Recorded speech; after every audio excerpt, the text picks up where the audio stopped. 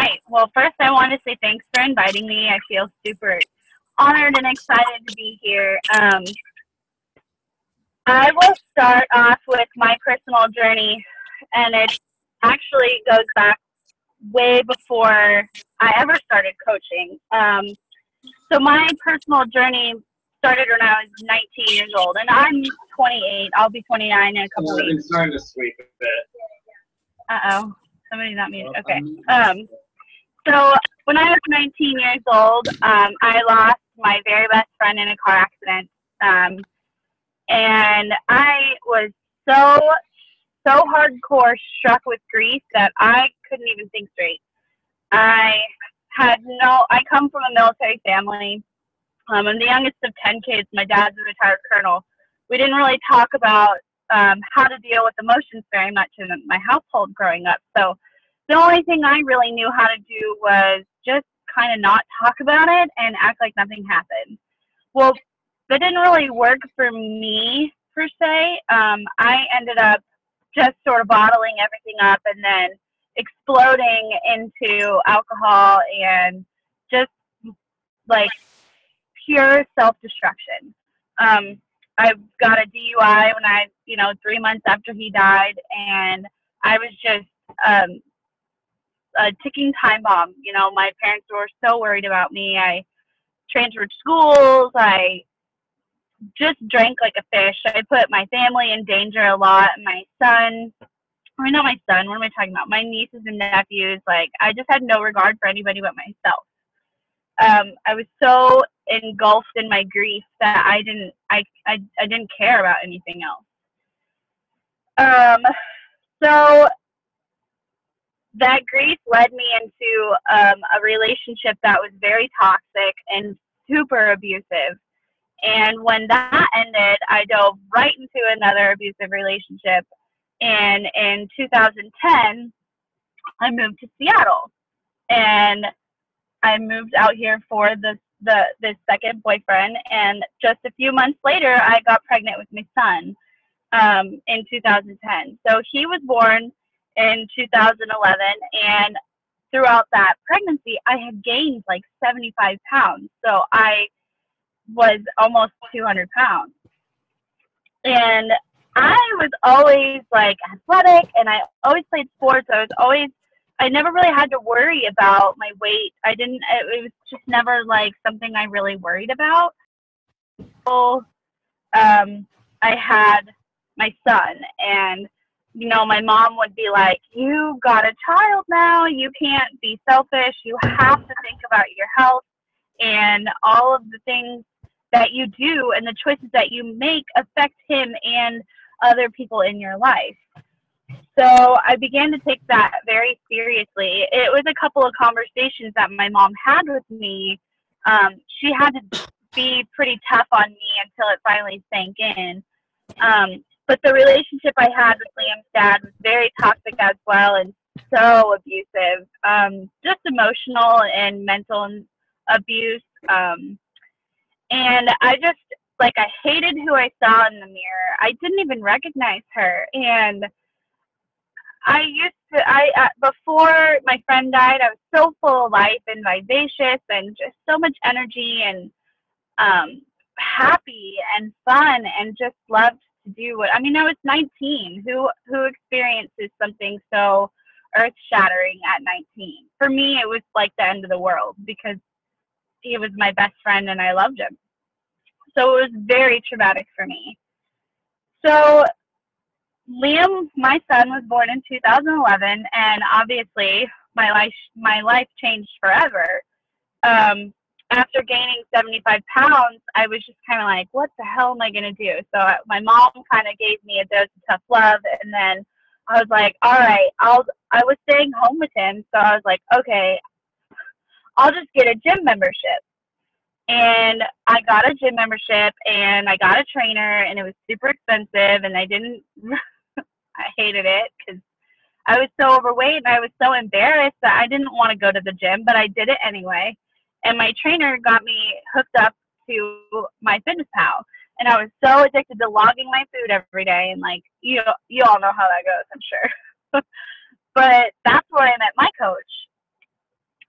She connected me to a support group on Facebook. I didn't buy anything from her. She still supported me for a little bit, and then I got into a challenge group for Turbo Fire, and yeah, I totally had a burnt copy of Turbo Fire, but I did it, and I did the 90 days, and I didn't have any support from my then husband partner. I didn't have any, like, really anybody cheering me on except for the people who were in the challenge group and my mom. And I had a deep, deep why, which was my son.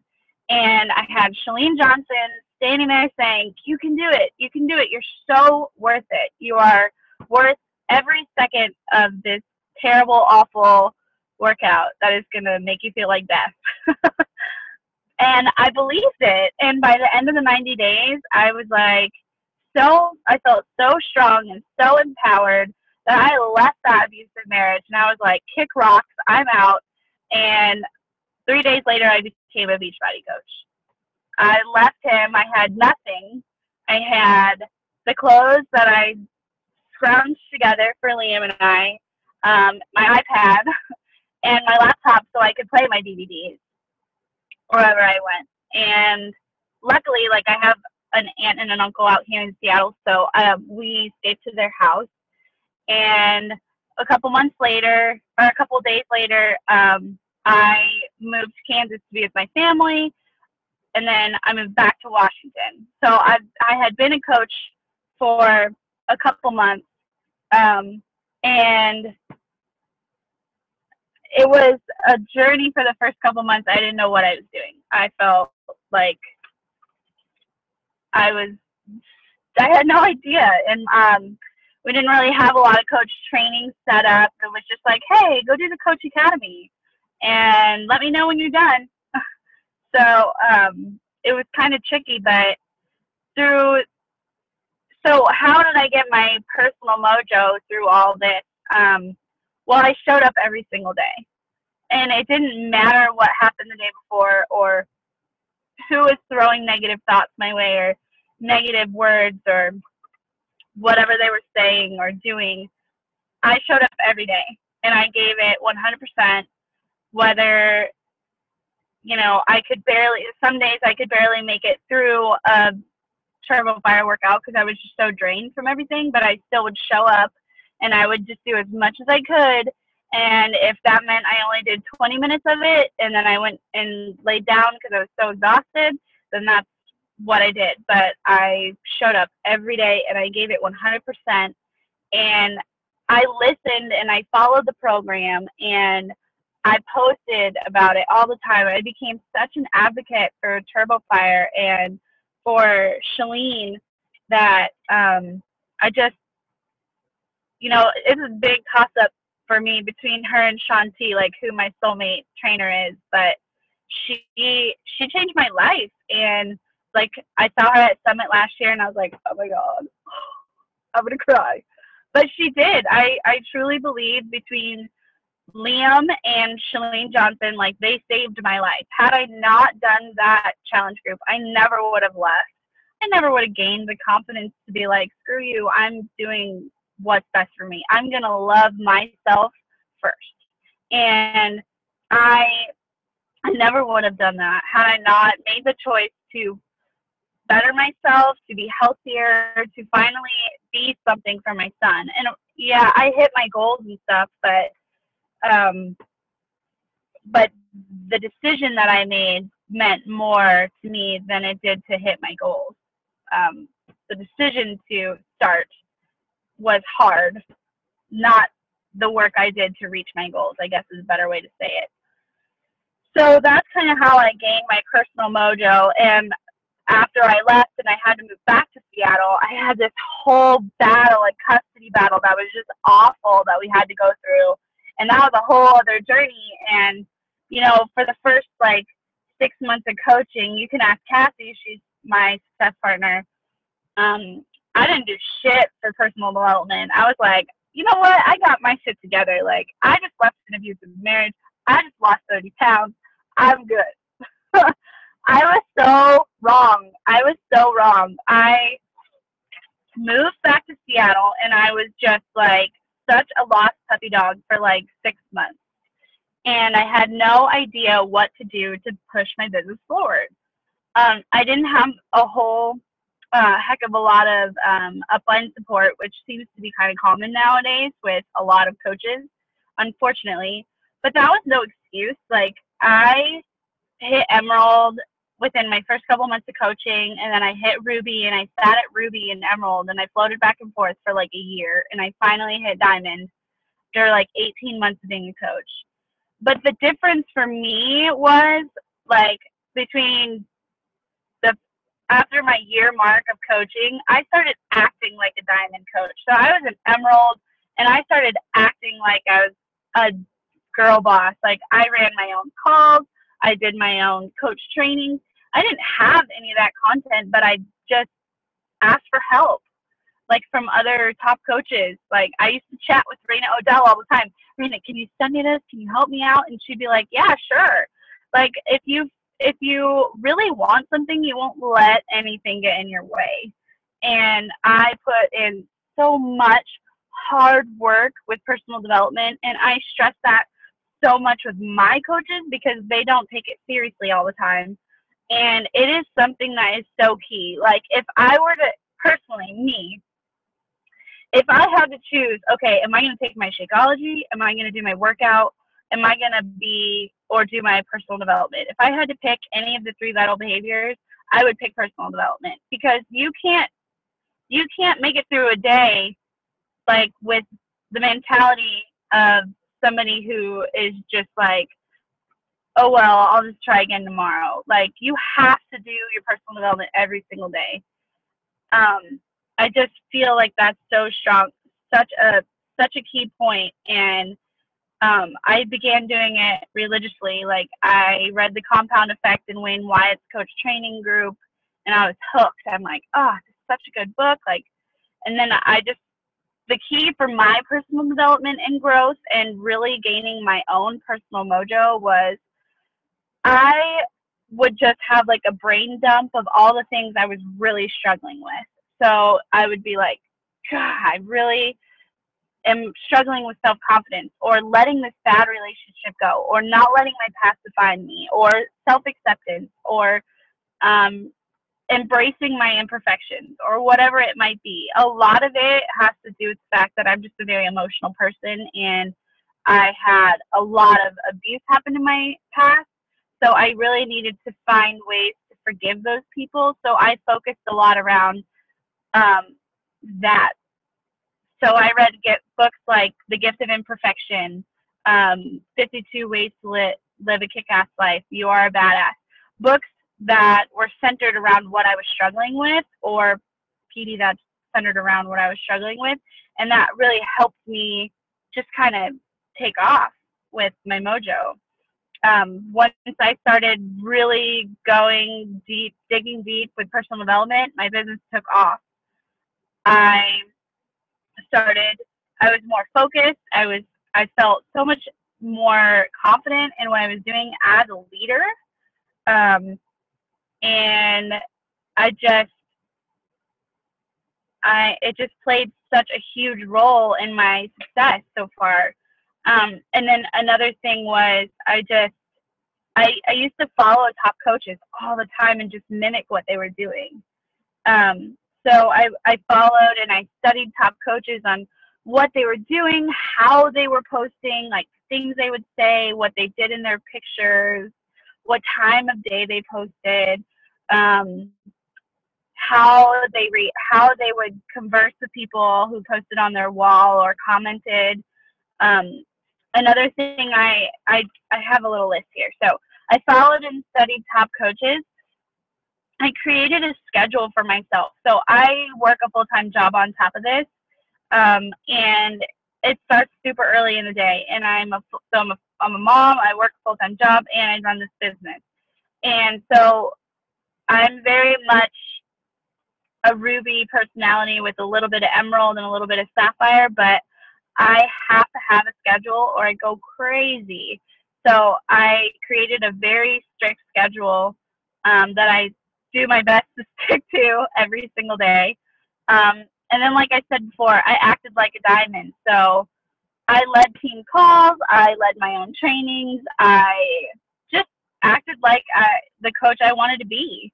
I swore to myself because I didn't feel like I had um, as much upline support as I would have liked, that I would never be like that from my coaches. So I always wanted to be the upline that I wish I had, type of thing. So I praise them so much, and I try to do my best to get them like gifts for Success Club and for going Emerald. Although that stuff's not like, it's not required. It's nice. It builds relationships, and my coaches are my friends. Like, I tell them everything. We are so close, and I'm super transparent with them. They know me in and out. And I remained super consistent with all the vital behaviors. Like I said, with personal development, but I take Shakeology every day. And then, like, even though I backtracked, because now I'm struggling with Candida, so I ended up backtracking and I gained back some weight. But, like, I never gave up. I just share all that. Because when you share your struggles and you're transparent about what you're going through, you're more relatable, and people trust you when you're like, yeah, I'm not perfect. So I found that actually when I gained weight, I became more successful, which is kind of crazy, but it's true. And I think it just has more to do with the fact that I was super open about it. And then I would say the number one thing that I did other than personal development that has been so key for my mojo is I grew some thick skin. Because you guys know that you're not always going to be everybody's cup of tea. You're going to post things and people are going to give you a hard time, or your family might not support you in your coaching business yet. They always come around, but you have to grow thick skin, and you have to understand that it's okay. It doesn't have it's no reflection on you as a person or you as a coach. It just means that not everybody understands it, and not everybody's going to support it, but the ones that do are the ones that you really want to stick close to. But growing thick skin, especially about like posting pictures of yourself on your Instagram or your Facebook, and not everybody's always going to be peachy about it.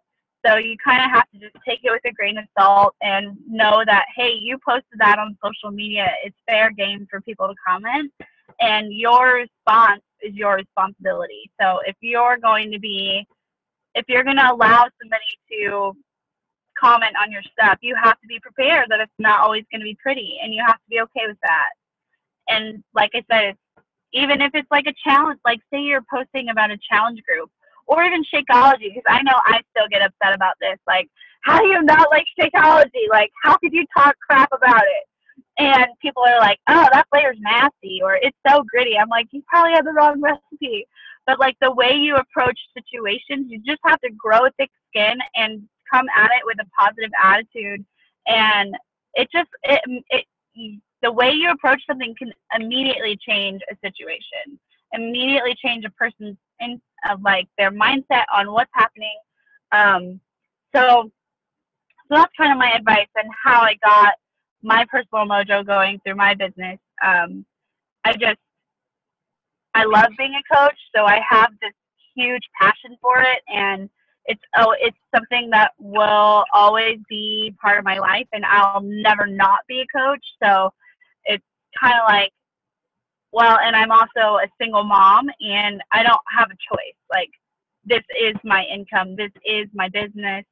This is how we live. So I didn't really have a choice. I had to figure it out. And then once I gained that mindset, I just became so passionate and in love with it that it's just I've always been like that. So that's kind of how I got my personal mojo going through my life and through my business. And that's where I am today. Ruthie, this is amazing. I was writing some notes as you were talking, because there was so much good stuff here, and I hope everybody here was able to get some nuggets as well. When we first started our Monday Mojo, tonight. I was hoping I could actually just introduce you, but you were like ready to go. So everybody, this was Ruthie Desert, and she's been talking about Monday Mojo. And, Sorry. no, it's great. It's just passion. And I mean, if there's anything that really, for me, that just really impresses me about who you are and what has driven you toward where you are now, it's passion. It's really just deciding not to give up and deciding to, I'm just going to take control of this situation and do what I can. And when I am hitting a roadblock, I'll take a rest if I need to, but get around that roadblock any way I can. And that is just awesome. And that's why we're here. And that's why we share these stories. My hope is that, I remember when I was first starting, I would, look at other people who were further along the journey than I was, so that I could see like, okay, it's going to be okay. Other people have done this. I know I can do this as well. And that was 5 years ago. And, now those people who were so open about their stories poured into me and poured into you. So it's just such an honor and a privilege that we can pour those stories into other people. So everybody else listening on this call live, thank you for taking the time out of your really busy schedules. And everybody who's listening to this call recorded, I know like every single one of us has crazy lives and we have lots and lots of options of things to do, but you're here because you want something. You are dreaming for something. You are not giving up. You're not just resigning to mediocrity. Like you're really, really pressing forward. And I just want to commend you for that. And really, thank you, Ruthie, for just, I'm getting emotional. Yeah. Pouring your heart and your life out. And, it's really cool to see, just how that through line has gone from taking control of your life and your family and your body and your mind and your business, how it all just flows together. Just what an incredible example of what's possible and what can be done. And, I love talking to coaches that are coming from lots of different places. There's no one cookie cutter kind of person that's a coach. There's no one cookie cutter kind of person that, goes along a fitness journey like this. So thank you for being so transparent and awesome. Thanks. I'll be right back. I got to go grab Liam. I'll come back on. All right. Sounds good. Folks, thank you so much for joining. Oh, I see Shar and the little kid. Hi. Oh, this was great. Yeah, so thank you so much for joining. I'm going to go ahead and stop the recording now. And, for those of us who are continuing back on with our coach call, where we're talking about coach aha moments, we'll sign on. But sign on again, same link. But I also wanted to let everybody know that we are archiving these calls, the recordings of these calls. So if you ever want to re-listen to this or go back and listen to previous calls, it's all on our team website, which is ripped411.com. And there's a little tab at the top that says Monday Mojo. So ripped411.com and just click on Monday Mojo and they all come up. So, I know fitness is an up and down journey, and sometimes you just need a little pick me up and you just need to hear another person's stories. So just know that we're always here for you, and I'm super proud of you. And if you are not continuing on with our coach call tonight, thank you so much for making this a part of your night, and I look forward to cheering you on in your fitness for this week. Thank you.